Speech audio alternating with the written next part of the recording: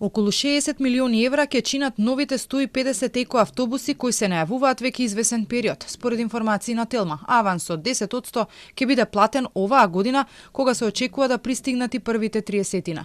Тендерот за нив треба да биде распишан денеска. Планот е новите автобуси да бидат платени со пари од буџетот без да се зема кредит. Станува збор за долгогодишен договор. Годинава за оваа намена предвидени се нешто над 5 милиони евра, но според информациите и во буџетот за следните 2 години ќе бидат предвидени пари за новите автобуси кои ќе бидат црвена и бела боја. Изминатиот период и од владата и од градот Скопје постојано зборуваат за нови автобуси, но додека се чека да дојдат, граѓаните секојдневно во анкетите се жалат дека не можат да се потпрат на јавниот превоз.